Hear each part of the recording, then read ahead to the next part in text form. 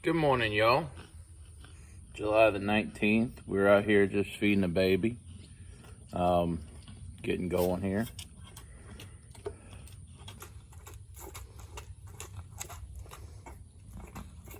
He actually wants to eat this morning. Although this nipple flows a little bit too fast for him. Might have to try cutting one of the other nipples a little bit more. This is an old nipple. But he wouldn't eat the other nipples. He didn't like them. And this one here flows pretty fast, so she's at least getting something to eat here. So, but yeah, I think we're gonna go pick up the rest of Dad's hay bales this morning, and that he's still got out in the field. And then we're gonna probably look into hauling some manure. Not sure how we're gonna get into all that and how it's all gonna work, but it's all has to be done.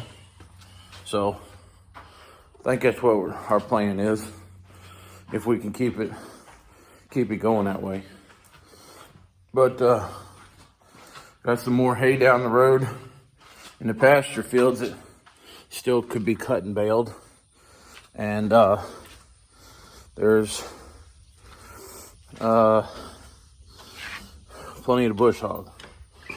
So anyways, we're just getting baby situated and, getting going here. I'll catch y'all later. Well, just like everything in my life, we have to have an issue with everything. Tractor doesn't want to start. So we got the battery charger on it. Hopefully we can get it fired up here. But it's always something like this. I guess I was never meant to be a farmer. I don't know. Because every time I touch something, it doesn't work when I want it to work. When I need to do something. Everything's got to have an issue or a problem or whatever. So anyways, we're going to get doing something here eventually. Like oil in, power steering. So, need an oil change, so we're going to go ahead and give it one. And this tractor's got a little bit of a wobble. It's 4610. It's got a little bit of wobble in the steering. I'm trying to figure out what it is. Well, that's not tight. I mean, that's definitely not tight. I mentioned the only reason this tractor ever went back to the factory back to the dealer to get repaired one time. This right here. This arm, this whole arm, this shaft right here, broke clean off for some reason. That arm broke clean off. And that was the only reason this tractor, this 4610, ever went back to the dealership to get repaired. That it had to. Because this whole arm right here, this whole entire arm just broke off. Right there on the spline. Just broke off. So, that was the only reason it ever went back to get repaired. Because, we didn't have time, or we definitely weren't going to try to tackle that thing to get in there. But that was the only reason it was ever repaired for anything. It's had its issues, but they've always worked themselves out. But anyways, get to doing this. Loosened up the locking shim. And yeah, I'd say that's loose. That, definitely not supposed to do that. Anyways, we're gonna get it tightened down here. We put the big wrench on and got her tightened up a little bit. Got the oil changed. Well, we thought we were done, but it appears the whole steering box is loose. No, we're not try to tighten that up.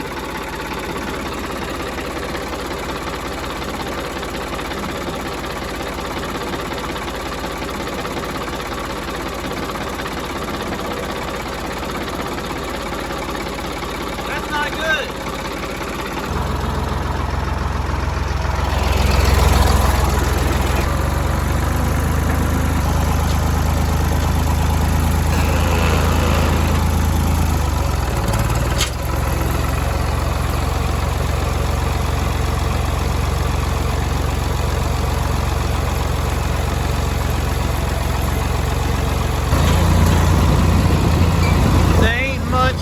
Still here and we got to get them. So I'll grab 6 up the road and 6 down the road and we'll get them off.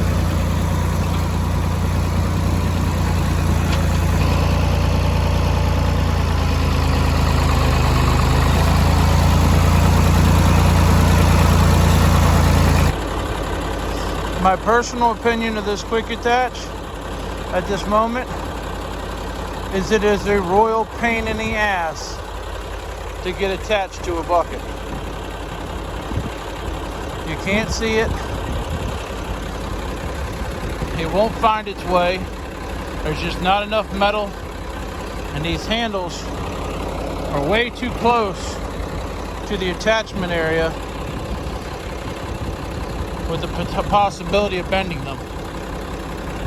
So, but it still works. But as much as I've been fighting with this, I probably could have had the bucket on by now. So, but this is my first time putting it on here. So, anyways.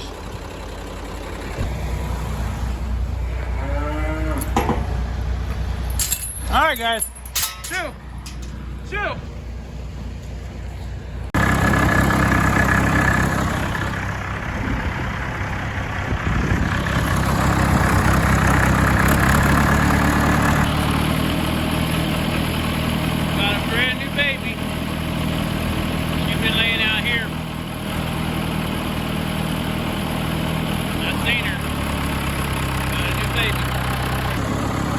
That little tiny baby ain't got an ear tag either.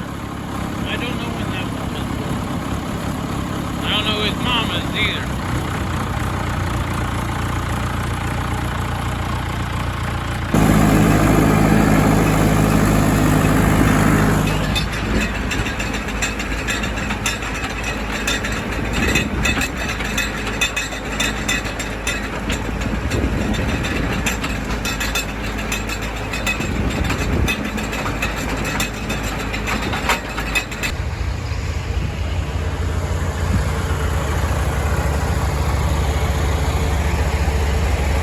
We scoop and poop. Clean the barn out.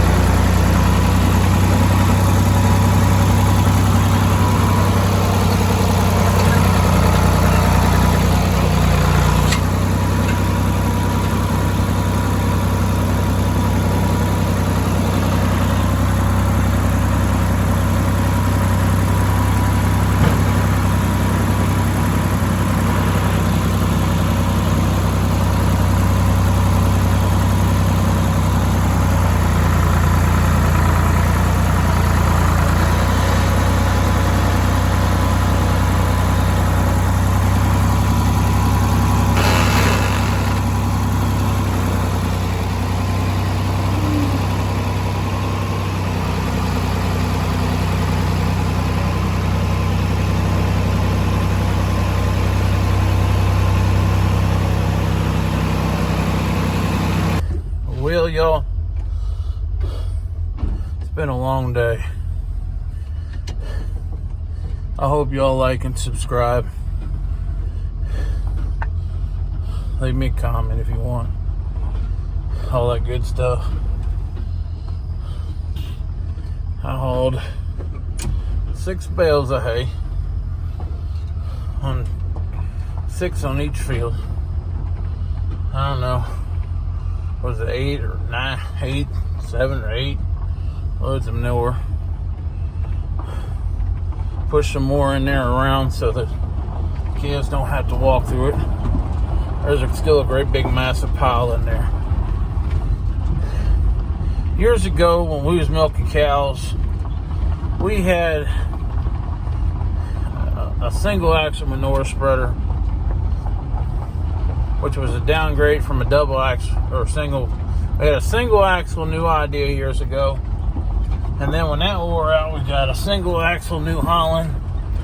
It was both a good bit larger than that one I'm using now. And then we bought a big tandem axle corkscrew spreader. That one held a lot of manure. I think it was used on the New Holland, used at New Holland's lot or something like that, and we bought it. It's sitting out there in the field, and that one held a lot of manure. You get something done with that thing, man. It was like night and day. Well, then that thing wore out, so then we bought the 195, and the 195 was a nice spreader. It was a really nice spreader, but hell, it wore out too. That thing's all rotted out there. There's no saving it. Yeah, it was, all the cross members had rotted out on it. So that's why I got parked originally. And so then Dad found this little 145 somewhere. Don't have no tailgate. And he's dumped many loads of poo all up and down all these roads. But it's a nice little spreader, but it's a little spreader. And you got to watch how you load it. Most everything I was loading this evening, it was fine. Nothing tried to run out the back. It's all pretty tacky. So, but I'd like to buy a newer, bigger spreader, but I ain't got the money. I don't know. But that one's a nice little spreader. But it's just not big enough. Not big enough to keep up. I mean, there's so much poo in that barn, it's not funny. That needs to be gotten out of there.